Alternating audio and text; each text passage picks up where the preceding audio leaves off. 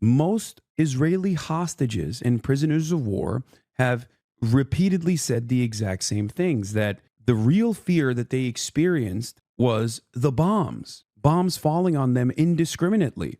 And even Israeli news has reported this, in spite of the obvious restrictions placed upon Israeli media from its fascist government. We are going to talk about the Gaza ceasefire and the 4 Israeli hostages freed by Hamas in swap for 200 Palestinian prisoners. Now, these aren't 4 Israeli hostages. These are 4 Israeli prisoners of war. These are 4 Israeli soldiers. Okay? Make no mistake, Channel 4, albeit is one of the best Western outlets out there in terms of communicating exactly what's going on in Gaza to the best of their ability. Okay? And yet there's still a bar there. While they clear that low bar, it's still far from the appropriate way of talking about these issues. So it's something you should understand. And the reason why it is especially important to recognize in this situation is because in order to combat that narrative, Hamas this time around made them wear their IDF garb in their release. Okay? Now, remember, for the past 16 months, Israel has propagandized about both the understandable, the devastation of October 7 and the subsequent propaganda that consistently claimed, without any evidence whatsoever, mind you, that these Palestinians are all barbaric rapist monsters and that they had no political motivations and no interest in emancipation whatsoever in any of their actions, but simply are operating on anti-Semitic tendencies and did this because they despise Jewish people and want to rape them, right? They kidnapped people not because they wanted a political bargaining chip, a leverage over the sovereign occupying nation that has dominated their existence with no means of emancipation whatsoever, no way out of this horrifying process whatsoever, in a concentration camp that is also known as Gaza, the world's largest open-air prison, but instead for selfish, violent desires. So this initiative, the way that this release happened from Hamas's designs here, was to combat that misinformation, to showcase that, one, to the best of their limited abilities under a ruthless and brutal blockade and consistent bombing, that international organs of justice and humanitarian groups, including Israeli humanitarian groups, have called a genocide, militants tasked with Palestinian emancipation and the resistance against the Israeli apartheid and Israeli genocide, were able to successfully secure the well-being to the best of their abilities of the prisoners that they had taken. This completely undermines the Israeli narrative. If you recall, there was a lot of back and forth in Israeli media talking about how these girls are being raped every day. They're pregnant. They fear for the worst. There was no evidence for this whatsoever. Okay? Not to say that this would never happen, right? I'm not saying that at all. As I've maintained throughout my coverage of October 7, and as I've talked about consistently, even in other instances, right? Sexual violence and sexual assault is all too common in the field of battle, okay? It happens all the time. So there is a likelihood that it could have happened here as well. And yet there was no evidence to suggest that it had happened to these hostages. But at the time, the colonizer's imagination was the only evidence necessary.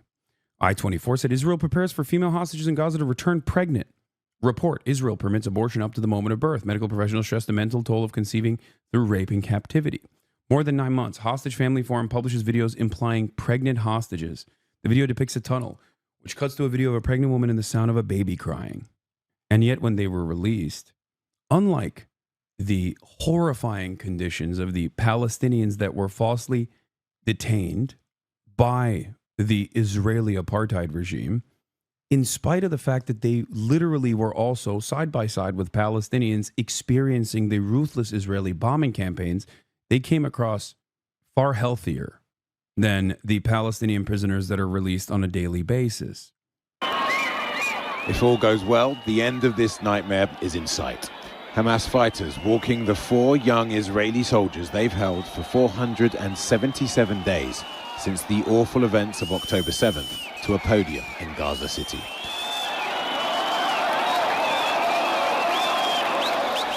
Karina Ariev, Daniela Gilboa, Liri Olbag and Nama Levy wave at the cameras they know are beaming footage back home to their friends and family. New conspiracy, they gave birth and the babies are hostage now? I have a horrible theory. What if they were impregnated, gave birth, and now released without their babies? And now Hamas is blackmailing and using those babies to keep them from telling the world what happened. It's not out of the realm of possibility for the sick animals. 420 likes. I would treat those babies like the devil's spawn. But 1, they're Jewish. 2, aren't babies innocent and have no say in how they're born into this world? They're not Jewish. They're the seed of devil subhumans.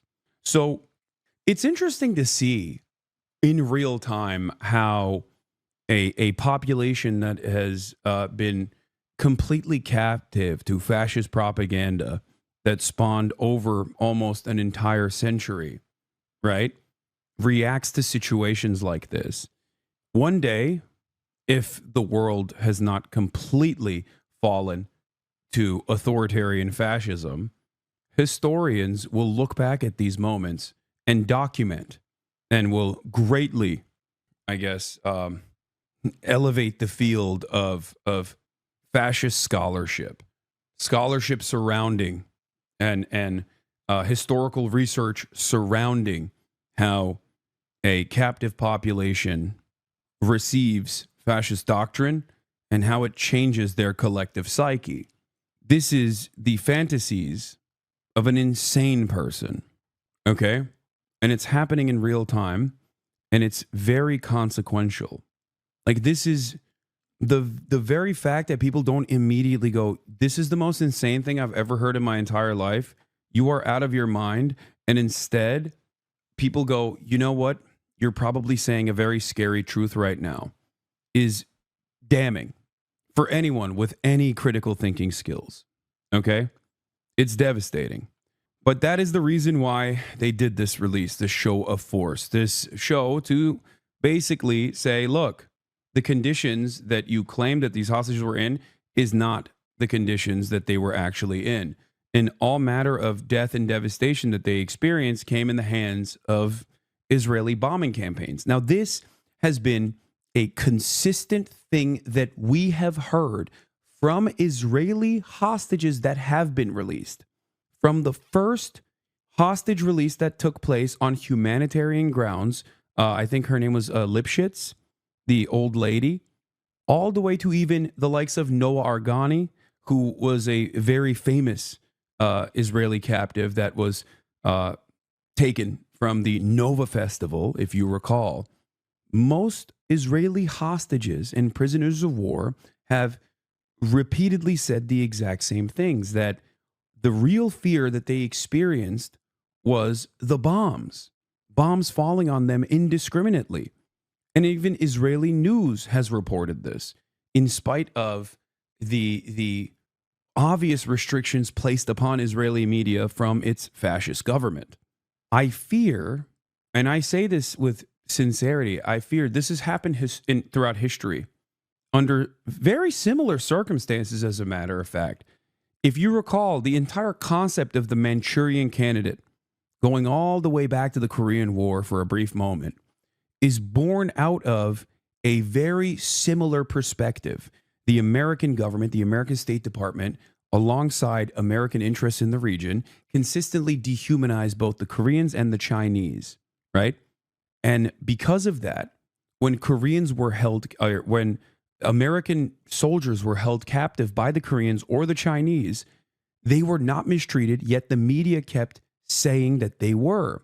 So when they actually came back and reported on their actual experiences, while we were supposed to maintain the position that these are some of the most over people, right? They were held captive by the enemy because they did not play along with American propaganda, we assumed that they were brainwashed.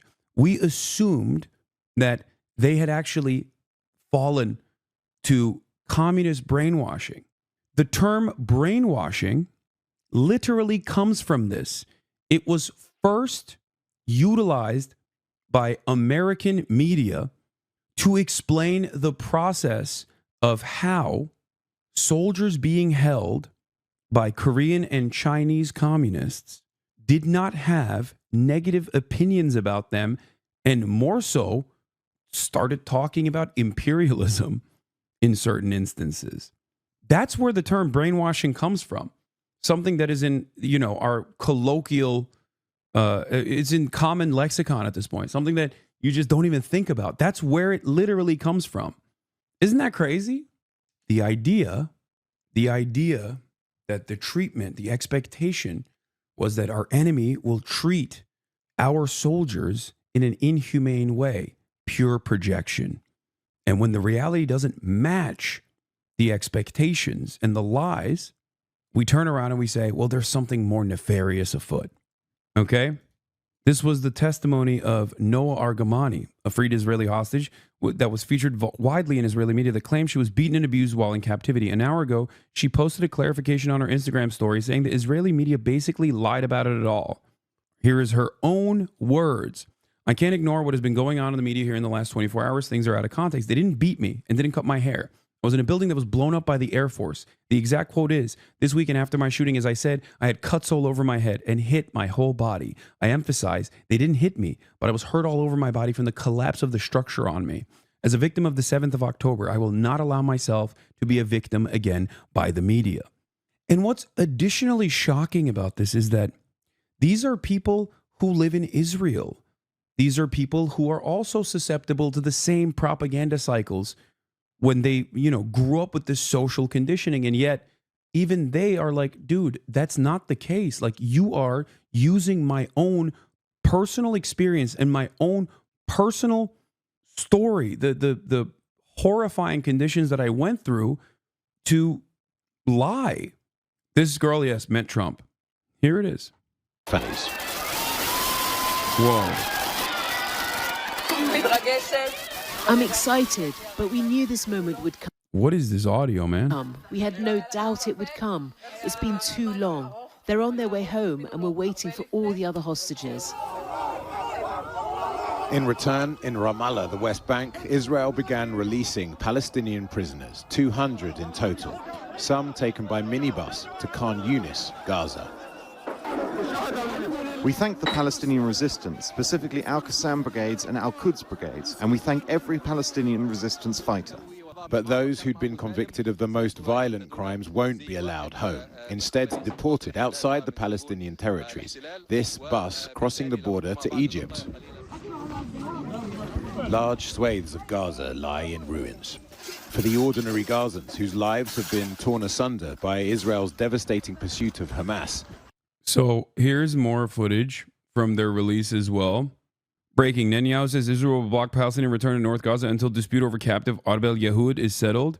Israel's Prime Minister Benjamin Netanyahu has issued a statement saying Israel will not allow Palestinians to cross into northern Gaza as agreed upon in the ceasefire deal until the issue of the female civilian captive Arbel Yehud, who Israel expected to be released on Saturday, is resolved. Earlier, Israeli military spokesperson Avishai Adrae wrote on X that Hamas had violated the ceasefire agreement. Hamas released 4 IDF soldiers this morning. 200 Palestinian captives are set to be released shortly, and they have been, I think. Now, here is some information about this as well. Hold on. Seth Harp says, strict adherence to the laws of war and dignified treatment of your enemy confers a powerful strategic advantage in the long term. Hamas is constantly outsmarting Israel. See, this is like perhaps the most logical way of looking at it, to a degree where, like, even if you believe that there are some really bad guys in Hamas, and that's an understandable position to have, right? Especially if you're, American. Like, it is the logical thing to do. Do you understand? It's kind of the same principle that I maintained throughout the past 15 16 months, where people would come in here and be like, no, they're definitely killing the hostages. And I kept repeating over and over again, there is no logical reason for Hamas to just execute a hostage without showing it on camera. Okay? If you recall, I kept saying, if Hamas kills a hostage, if Al-Qassam kills a hostage, if the Palestinian Islamic Jihad kills a hostage, you will know, because they will use that as propaganda. They will, because these hostages are their only form of leverage. These hostages are a bargaining chip. So their welfare, their well-being is of supreme importance. Okay?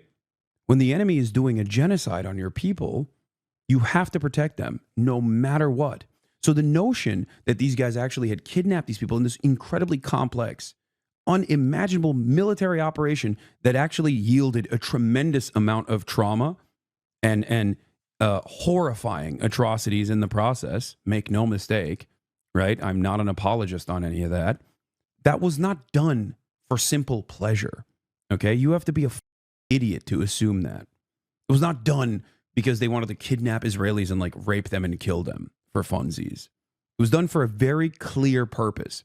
And this is the issue that I have specifically with foreign policy. Foreign policy in the United States of America is riddled with thought-terminating terms and media cycles, okay?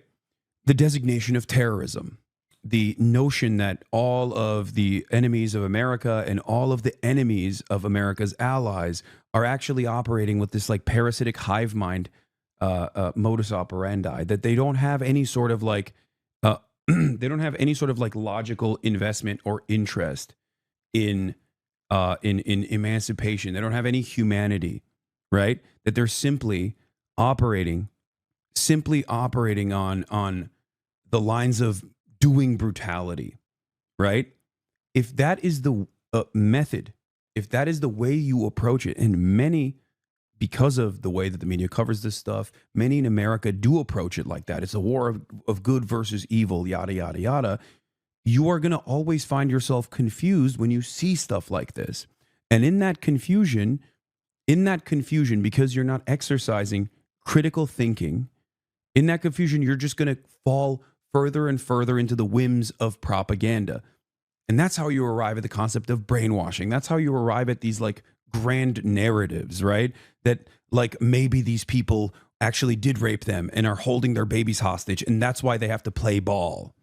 And it also, weirdly enough, will create resentment in the Israeli population against the prisoners, the hostages that have been released, if they come out and say, no, these guys didn't actually rape us. Like, you're insane.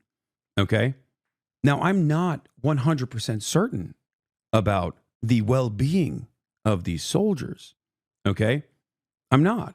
I don't know, and only time will tell. But from what I've seen from Israeli media so far, is that people are worried about like how the Israeli prisoners of war are carrying themselves thus far because of this sort of footage. No humiliation, dignified in their military uniform. This is how prisoners of war must be treated under international law. On the other hand, civilians, doctors, journalists, women, and children are kidnapped and tortured and raped in Israeli dungeons. Hamas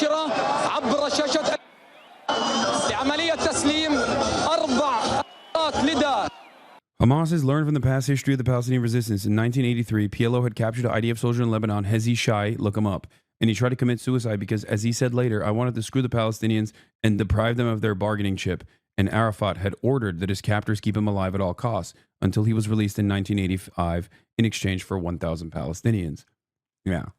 Yeah, oh, by the way, this is another part of this. MK Ultra, the program, like, this is what's so interesting about both American history and the history of empire in general, is that things that we know, right, like the MK Ultra program, which was a failure. It didn't reach its intended goals. I mean, it maybe was successful in some ways, but it was ultimately a failure that like the American government had no way of like brainwashing people and like controlling them, right? That program literally was created to, as the chatter correctly points out, reverse engineer the Manchurian candidate communist brainwashing. Now, what's really interesting about that process is that not only do we tell lies, right, when the reality on the ground does not match our expectations or the lies that we've told prior, we then believe our own lies. Think about that. Like, these are people who looked at the situation and were like, there is no way that they were actually not mistreated. These American soldiers were not actually mistreated, and they simply are brainwashed, a concept that we made up, that they're actually secretly sleeper cells being activated to undermine American dominance or whatever, right? And that we should also do the same and reverse engineer how they were brainwashed and figure out a way to do it ourselves. It's interesting. Like it's fascinating when you think about it, where you tell a lie so much that you yourself believe it, and then decide that you also will spend money and effort to try to create your own version of it. Understand? When the alternative is simple, which is, I don't know, take the truth at face value, investigate thoroughly. Nope, can't do that. Can't do that. God forbid we do that. We can't do that. Hold on. It's like the Republicans. Yeah, it would be akin to the Republicans trying to build a weather machine to control the weather after consistently claiming that like there's a Chinese weather machine. And then they try to like build their own version of it, you know, instead of addressing climate change, which now that you said it, now that I'm thinking about it, is probably something that we are going to do. I can't wait for Pete Hegseth to oversee this operation. Pete Hegseth's like, listen, we have to make our own Jewish Chinese weather machines. And as the Secretary of Defense, I'm going to be working tirelessly around the clock to make our own. We're tasking some of our top Jewish and Chinese scientists to make a Jewish Chinese weather machine ourselves. It cannot be only in the hands of the CCP. The American government must have this technological advancement. What is this? For the military and intelligence communities, mind control hovered between myth and science. Nowhere is this more obvious than the peculiar case of an anonymously published 1955 pamphlet called Brainwashing, a synthesis of the Russian textbook on psychopolitics, which purported to be a translation of a work by the Soviet secret police chief Lavrentiy Beria, full of wild claims about how the Soviets used psychology and drugs to control the masses. The pamphlet has a peculiar section devoted to the ways that Dianetics, a pseudoscience invented by the founder of Scientology, L. Ron Hubbard, could prevent brainwashing. As a result, it is widely believed that Hubbard himself wrote the pamphlet as black propaganda, or propaganda that masquerades as something produced by a foreign adversary. The defecting MK Ultra was trying to stop. Yeah, this is it. This is what MK Ultra tried to stop. I wonder if Israel has their own version of this too. You will be brainwashed. Me, America's son. Ha! That will be a challenge. You bet. Our enemies are all those in league with imperialism. The bureaucrats, the big landlord class, and the reactionary section of the intelligentsia attached to them. You. I love this. Looking for a cool interview? Japanese Red Army founder Fusako Shigenobu carried out attacks on the Palestinian cause. Fusako Shigenobu, 76, was one of the world's most notorious women during the 1970s and 80s when her left-wing group carried out attacks worldwide in support of the Palestinian cause. No way. I feel strongly that I've finally come out alive, she said, welcomed by her daughter and a crowd of reporters and supporters in Japan's capital, Tokyo. Shigenobu, 76, was one of the world's most notorious women during the 1970s and 80s when her left-wing group carried out armed attacks worldwide in support of the Palestinian cause. Shigenobu left the prison in Tokyo in a black car with her daughter. Several supporters held a banner saying, "We love Fusako." The Palestine Youth Movement welcomed Shigenobu's release and described her as a lifelong comrade of the Palestinian people in struggle. That would be an incredible interview to conduct. I would love to do that. I apologize for the inconvenience my arrest has caused so many people. It is a half a century ago, but we caused damage to innocent people who were strangers to us by prioritizing our battle, such as by hostage taking. Shigenobu traveled to Lebanon in 1971 and founded the Japanese Red Army, which linked up with the Palestinian fighters to become an implacable foe of Israel. The group turned into one of the world's most feared armed groups because of its deadly and spectacular acts, from plane hijackings to hostage taking, mostly in the 1970s. Shigenobu is believed, dude, the 70s were so crazy for plane hostage taking. Like, it is wild that for virtually 3 decades, right, air travel was kind of hit or miss, where you could just bring a gun on a plane and be like, this is mine now. It was truly a wild time, dude, when you think about it. Like, that's not that long ago. Like, your parents were alive when this stuff was happening. Isn't that crazy? It would happen all the time. They should bring that back, and also smoking. You should be able to smoke on planes. You should be able to blast lung darts on planes, and also sometimes, maybe like every now and then, just to spice things up, a little bit of hostage taking. I'm joking, by the way. Don't take me seriously when I say that. They were kind of crazy, not in a good way. Insane urban guerrillas. It was rather. That's no. Dude, it was a different time. Okay, trust me, I know. It is kind of wild, like that. This is just a thing that people used to do, though. Trying to get on the no-fly list, so you're stuck in Japan. Okay, I'm obviously joking. I hope people understand that. Jesus Christ. Oh my God. Imagine people clipping that and being like, he wants more hostage taking, and smoking and blasting lung darts on planes. Is like, dude, it's a joke. Okay, calm the down. No, I don't think it would be great if commercial air travel was riddled with hostage taking. My favorite skyjacking story was in 1985 when Hezbollah hijacked a plane made a birthday cake inside the plane for a Greek singer hostage because the chief hijacker used to love his songs, lol. Shigenobu is believed to have masterminded the 1972 machine gun and grenade attack on Tel Aviv's Lod airport, which killed 26 people and wounded 80 others. Member Kozo Okamoto, who was injured and arrested in the Israeli airport attack, was released in 1985 in a prisoner exchange between Israeli and Palestinian forces. He is reportedly in Lebanon. Okamoto and several other members of the group are still wanted by Japanese authorities. The Japanese Red Army also took responsibility for the takeover of the U.S. consulate in Kuala Lumpur, Malaysia in 1975. After bombing a U.S. military facility in Naples, Italy in 1988, the group conducted no more major attacks and faded from view in Japan. The former soy sauce company worker turned fighter was arrested in Japan in 2000 and sentenced to 20 years behind bars, 6 years later for a part in a siege of the French embassy in the Netherlands. She had lived as a fugitive in the Middle East for 30 years before resurfacing in Japan. Shigenobu's daughter, May, born in 1973 to a father from the Popular Front for the Liberation of Palestine, hailed her mother's release on social media. Shigenobu maintained her innocence over the siege, in which 3 Red Army assailants stormed the French embassy, taking the ambassador and 10 other staff hostage for 100 hours. What a difference. Dude, you're right. Oh my God, it's because of the lead. Oh my God, this is the lead generation. The lead generation went in 2 different, in only 2 different political ideology. Either they were like violent radicals that engaged in violent acts of resistance in the most insane ways possible, but like at the behest of a socialist or leftist communist emancipatory cause, or they became small business owners and your parents and great grandparents and grandparents basically that now fantasize about killing black teenagers with their rocket launcher that they think is protected by the Second Amendment.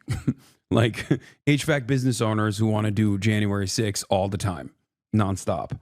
It's crazy. What the hell is wrong with that generation? It's crazy. That generation is out of control, man.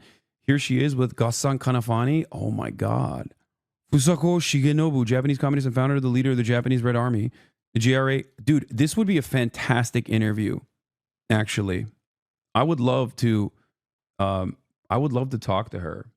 We did overcorrect on lead paint. Now it's microplastics, which is like having the opposite impact. It's pacifying, perhaps too much, an entire generation, and making them gay, brother. Anyway, there's more video that came out. Here is the Al-Qassam, the Israeli hostages that were released. Also, were speaking Arabic. السلام عليكم مرحبا شكرا لكتاب القسام على كل المعاملة الكويسة شكرا. Once again, this is propaganda for the record. Like, I make no mistake. This is absolutely propaganda. It's also kind of wild how high quality it is. It's like shocking that in spite of the genocide and blockade and all things considered, like they still are.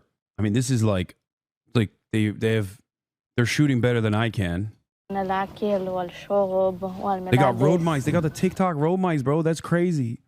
شكرا لشباب اللي كانوا يحفظوا علينا ودير باله علينا من كاسف وإن شاء الله يكون الكل يوم سعيد. She said, Inshallah, like Allah willing, it will be a happy day, the best day, and we will all be well. كلنا نكون بخير. يوم 25/1/25. سلام. They have better lighting? Yeah. So, just so you understand, out of the 4 out of these 4 Israeli soldiers that were released, I suspect that, you know, they're not all going to have the same opinions, and I'm not certain that they will maintain the position that they were like they might not echo the same sentiment that other Israeli hostages and Israeli prisoners of war have echoed and have delivered, right? I'm not saying that at all. That only time will tell, right? So we shall see what happens in that process. But even in the interim, as far as we can see, the notion that they were like, like, you know, impregnated, it does not seem to be correct. What is this? Here's drop site news. Oh, this is the full video for the prisoner exchange video. All 4 Israeli hostages are now reunited with their families. This is a wonderful day, by the way, for the record. This is a great thing. Oh, they also give them certificates too.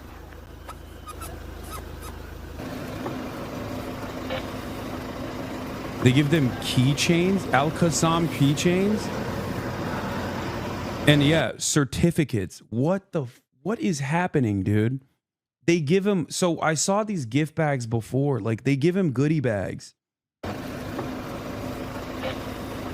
Assalamu alaikum, marhaba. Shukran. So we saw this part already.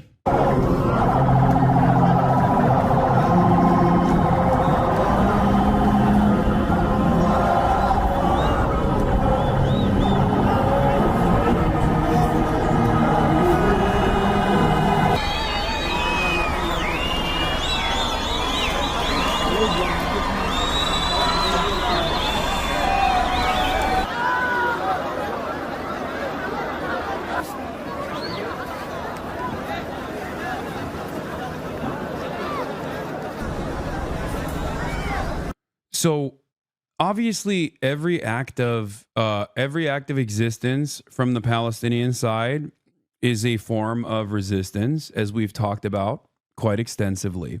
But the very fact that these Palestinian militant groups are still capable of operating in Gaza in broad daylight in this way is 100% perhaps the most devastating counter message to everything that Israel has communicated to Israeli society thus far. Okay? It's just like, it's crazy. That hostage comment is going straight to Ethan's videos, mark my words. I mean, okay. Like, I don't know what to tell you, you know, RIP, I guess. Ugh, I have to sneeze, but I can't. They returned to police stations to 100% operations within days. Yeah, CNN, Hamas appeared to be trying to show that it still largely controls Gaza, despite what it was exposed to during the war. I mean, that is the truth. Yeah, that's what they're trying to do. I mean, it just, every single part of this is basically a direct counter. Every single part of this is a direct counter to like key ways of communicating.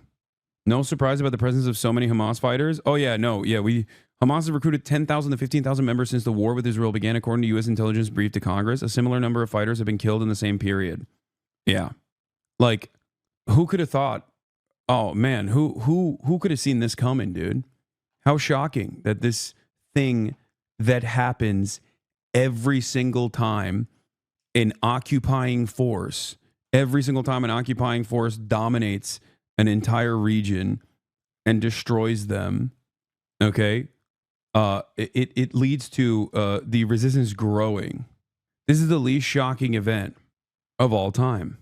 But yeah, the key points that are being made in these sorts of videos and in general is like, one, the Israeli hostages were, due to their, you know, leverage, due to them being the only existing form of leverage that Hamas and the Palestinian Resistance Coalition forces had over the apartheid state that was conducting a genocide, due to them being the only leverage point, they were not mistreated to the best of their ability, right?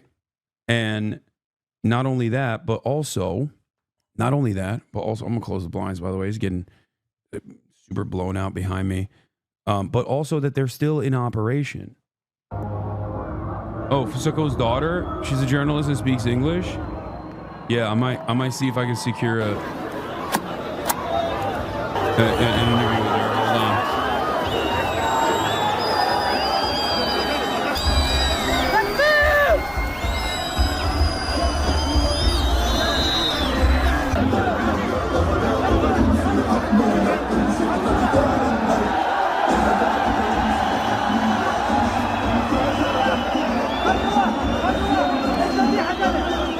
رتيبة في اشتباك موقع في الطعام وخسر.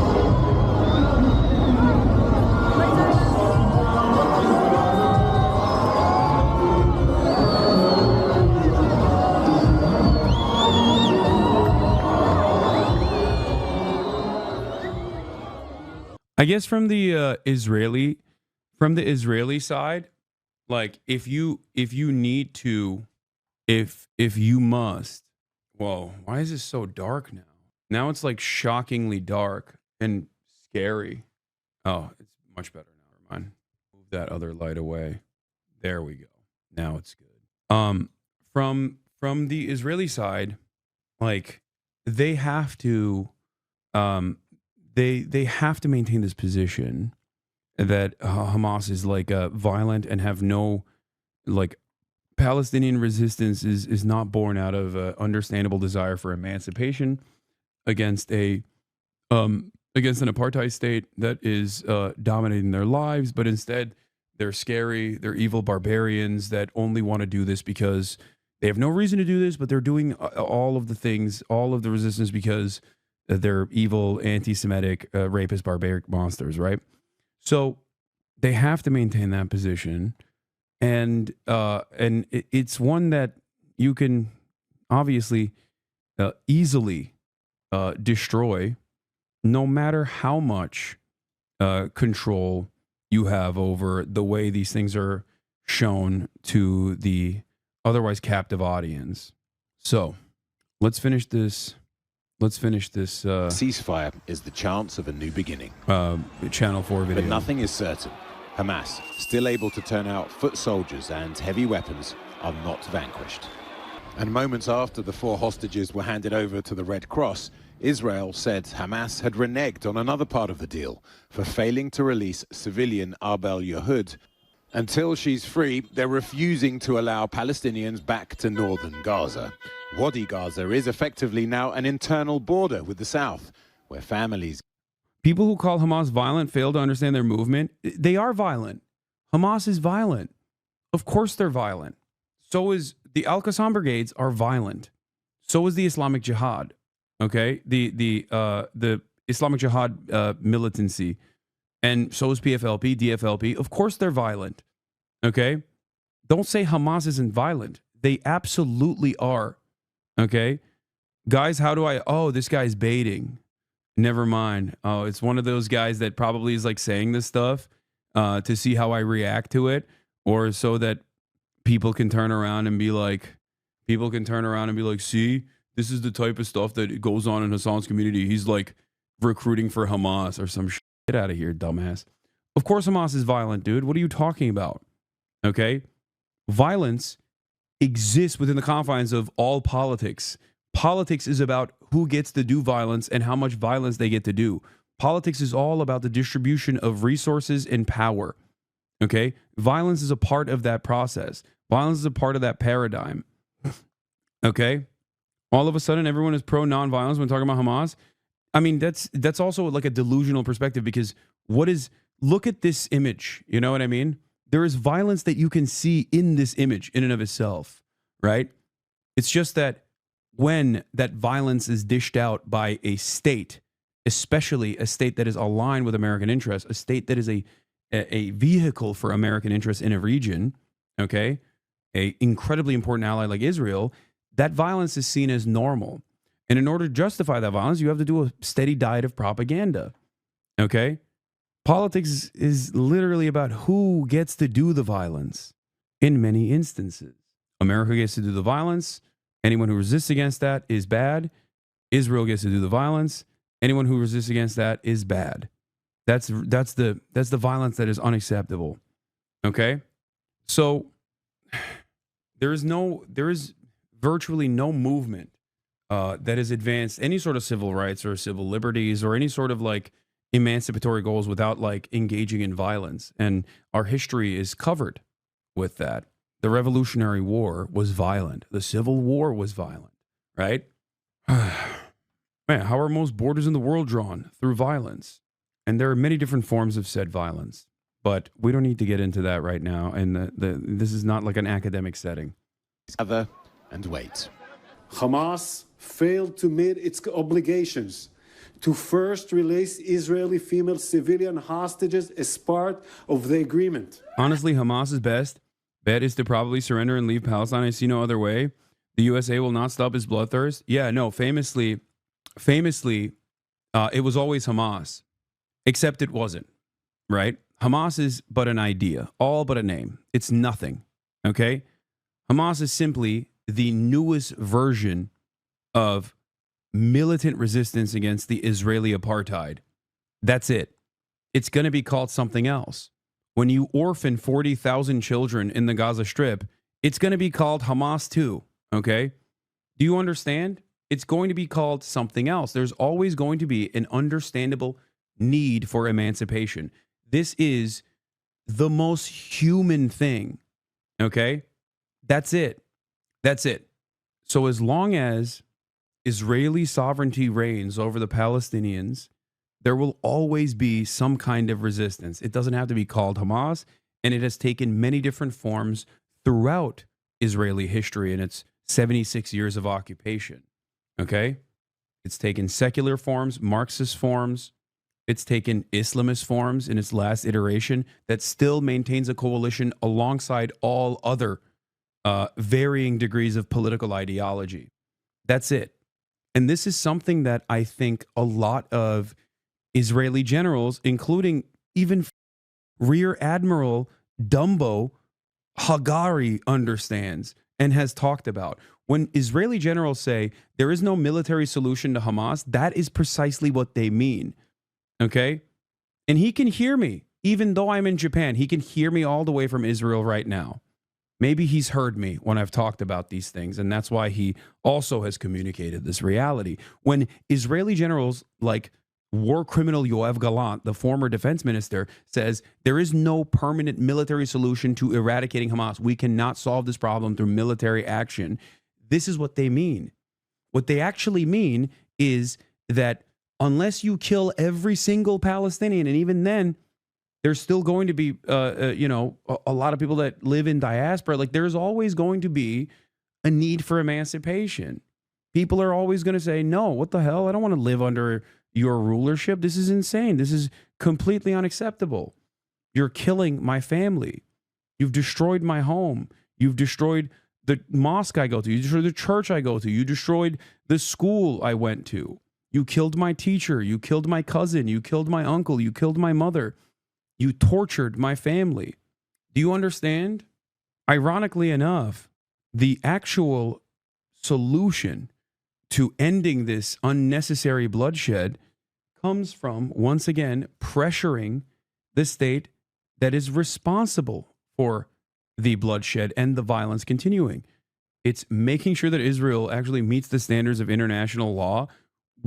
That would go a incredibly long way of curbing back most of this violence, okay? And the only way that can be done is if the American government decides, all right, our designs for the Middle East have changed.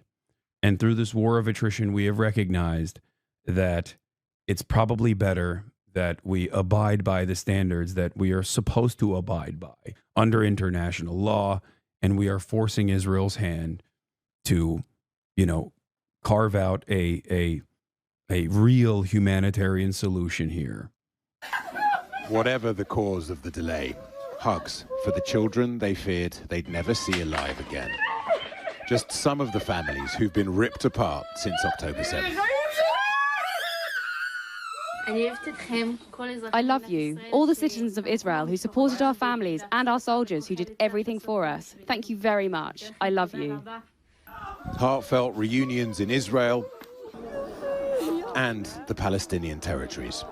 But beyond the numbers and the stark asymmetry of the two prisoner swaps, this ceasefire is far from guaranteed, with negotiations for what's called Stage 2 of the deal due to start this week. Well, just before we came on air, I spoke to Jennifer Gavito, who's a former U.S. diplomat and now a senior fellow. The father of one of the hostages, by the way, just the reminder, Eli Albag, father of Israeli POV Liri Albag, who was released today, he made it very clear after the potential deal he's seeking, the genocide should continue in both Gaza and the West Bank. Hamas. He says, in these 10 months, another 50,000 terrorists were born. In Gaza, there are 2 million Hamas people, and there are 2 million more in Judea and Samaria. For me, they are all Hamas, says Eli Albag, father of the Israeli prisoner of war, Liri Albag, and one of the main figures in the captives' families' pro-deal campaign, said these words on Hapatrotim talk show on Netanyahu's propaganda channel outlet, Channel 14. Channel 14 is the biggest network, the premier biggest network in Israel. He made it very clear after the potential deal he's seeking, the genocide should continue in both Gaza and the West Bank. His daughter, Liri Albag, 19, was taken captive by Hamas's Al-Qassam brigades on October 7th, along with several other Israeli occupying force spotters from the army base where they were serving in Nahal Oz. Bro, when you say a terrorist was born, you just lost the plot. I think there is a more sinister admission of the truth there. Okay? Like, on the one hand, yes, it's just blanket racism. It's just pure, unfiltered, unrestricted racism, right? But the other side of that is this admission, or rather the recognition that, yes, we are doing unimaginable cruelty to these people, and I think that's justifiable. And the cruelty necessitates, one, because of the initial racism, but the cruelty necessitates because these people will always resist against our incredibly violent endeavors. Okay? Atlantic Council. I asked her about the delayed release of civilian hostage Arbel Yehud and how much of a problem it might cause. There is a great deal of speculation about why that might be. There have been accusations that perhaps she's being held not by Hamas, but by Palestinian Islamic Jihad, and that still has to be worked out. Whatever the reason, the release of the 4 IDF soldiers this morning, surrounded by Hamas fighters, presented quite a striking picture. Right. And that might have, in fact, been what Hamas was agitating for. That being said, the Israeli government was very quick to point out that this was a violation of the ceasefire agreement. And my understanding is that there are urgent negotiations happening as we speak. And you mentioned the footage that we've all been seeing of the 4 soldiers. To what extent is that going to make it more difficult for the moderates? This is Pete getting got by propaganda. He could direct his anger to fixing the situation in the future and be an activist, but instead he got propaganded and focused on his energy on genocide. Unfortunate. Yeah. In Israel to continue to work towards a ceasefire and a durable one at that. Despite the Israeli government's assertions and attempts, Hamas still exists and continues to be a force to be reckoned with. And so in my mind, that really just reinforces the urgency of moving ahead with the ceasefire. In fact, figuring out how to get Palestinian Authority control over Gaza in order to displace Hamas. And more importantly, down the road, the importance of rebuilding, showing Palestinians that there is a different path that doesn't involve Hamas leadership, and that there, with Israel is some sort of pathway to peace. And how realistic do you think it is that Palestinians do find a way to support other leaders in Gaza that are less likely to choose a militant path? Certainly more challenging than it was pre-October 7th. The Palestinian Authority has been, through its own actions and through Israeli actions, has really been undermined, diminished over the course of many years. And so there's a lot involved with this, as both of the recent U.S. administrations have spoken about. You have to reform the Palestinian Authority. You have to give Israel confidence that its borders will be secure. I mean, these are years-long undertakings. This is not a short-term project. And before you can do any of that, you have to find a way to rebuild Gaza. You have to provide homes, food, really critical humanitarian assistance. And so far, there doesn't seem to be a good plan in place to do any of that. Thank you very much indeed for joining us. We're grateful for your insights. Take care. In the midst of this frenzy, coaches carrying around 60 prisoners returned here to the West Bank to be greeted by a wall of emotion. So I take it because you never dove deep that there is no real Palestinian censorship on TikTok. I am not entirely certain as to how much censorship is happening. I think that there is a understandable panic right now, and some of that understandable panic might be real. Okay, but I don't know. I don't know like how severe the censorship is currently. Among the crowd, Safia, waiting for her son Ishmael. In Israel, convicted of attempted murder, but to her and most in this throng, saluted as a hero. We're thanking God. This is our state of mind. Thanking God for this life. Thank God. This a prayer of gratitude for her son's return. It is noisy and it is chaotic, but here there is a sense of jubilation as well, because for many in this crowd, these coaches and the prisoners inside them represent a victory over Israel. Again and again, we hear chants in support of Hamas. The released prisoners taken to a community center for health checks. You found a straight up Nazi influencer on TikTok and they denied your hate speech report? That happens sometimes, though. That happened even before. TikTok is both simultaneously the most like insane and intense terms of service, upholds the most insane and intense terms of service standards, but also simultaneously will be so like loose sometimes, regardless of like political ideology. It's very weird. Like it's not, I don't think it's as deliberate as it is on like Twitter, for example. Some went on to hospital, but most emerged into the embrace of family, friends, and well-wishers. This man is Ahmed Musa, released after 13 years behind bars.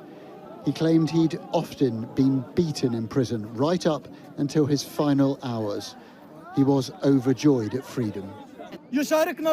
My message to all the Palestinian people, wherever they are, including in Gaza, West Bank and abroad, you have mastered the art of creating joy despite the hardship and the genocide we are dealing with. And to all the free people, I say this: prisoners in Israeli prison are dealing with the worst. 120 prisoners found guilty of the gravest crimes were expelled from Israeli territory.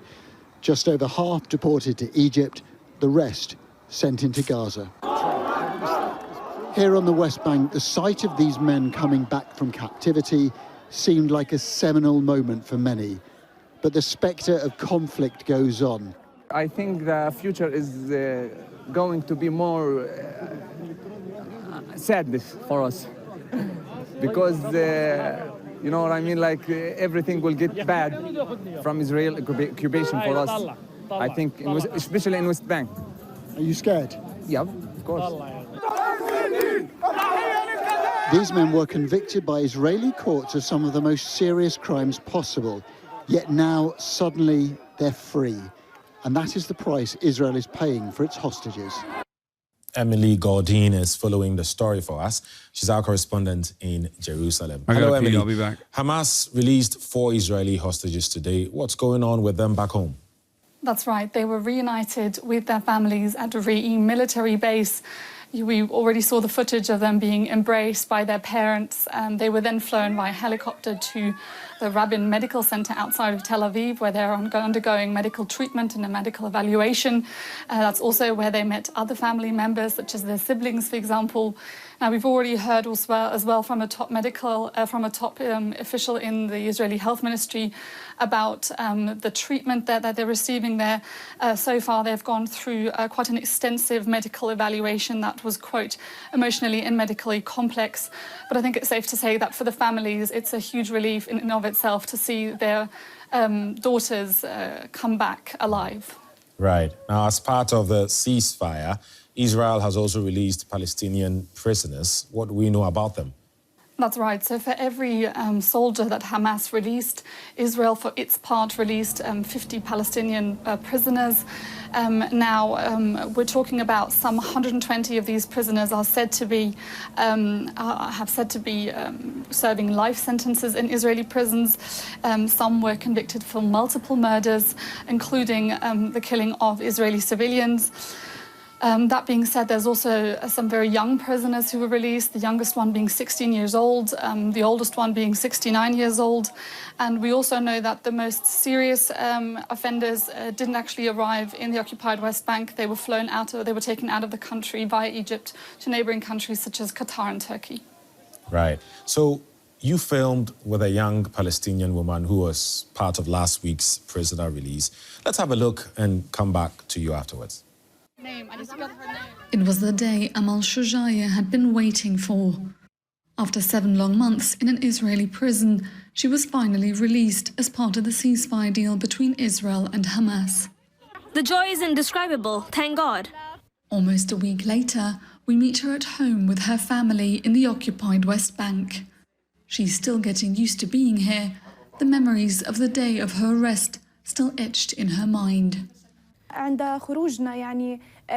When we were taken to the detention center, the forced strip searches for female prisoners began, which is a very bad experience that Palestinian female prisoners go through when entering any detention center.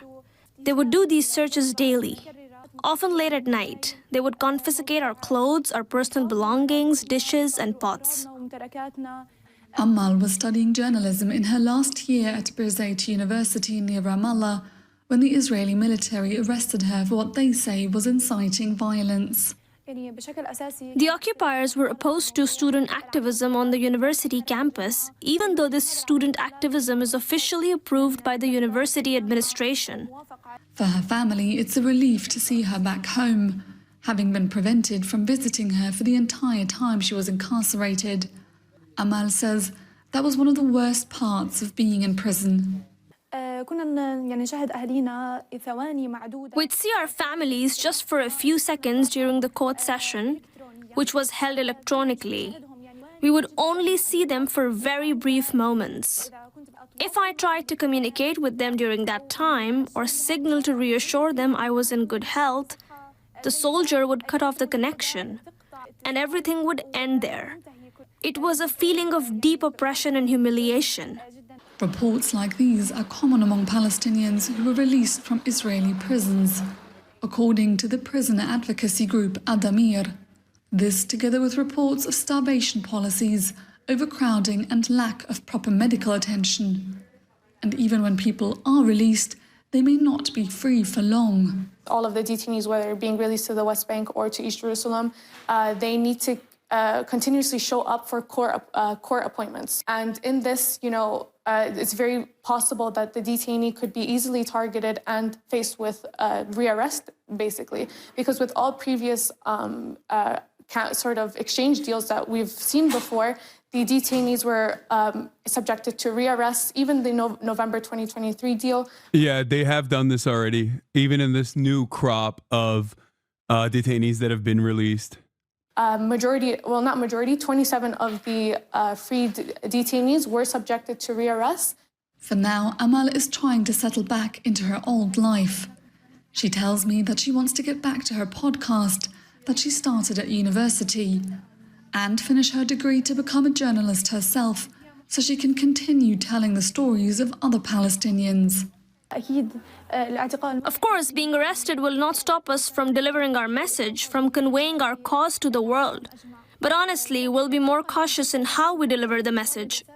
This a reflection of the uncertainty many Palestinians face as they look to their future. Emily, good reporting there. So your protagonist was arrested for inciting violence. Are there many other released prisoners who were arrested for such minor crimes? The short answer to that is yes, and it is something that human rights organisations have continuously criticised Israel for. When we look at the women and the children who were released last weekend as part of the first phase of the ceasefire deal between Israel and Hamas, many of them were arrested for example, what they wrote on social media, for participating in protests, or especially when it comes to kids, for throwing stones. And the Israeli and human rights organizations even go as far as to say that Israel is, as in fact, incarcerating people as in order to have them sort of in their prisons as a future bargaining chip when it comes to negotiations such as what we're seeing right now. So really heavy accusations there regarding the conditions under which Palestinians are being arrested, on top of the conditions of the Israeli prisons themselves that the UN also has criticized on multiple occasions over the last few years. And what's important to say here, I think, as well, is that what we're hearing from human rights organizations is that since the attacks by Hamas on October 7th in 2023, the intensity of the arrests and the conditions of the prisons themselves has rapidly, it's deteriorated incredibly. Right. DW's Emily Gordine reporting from Jerusalem. Thank you.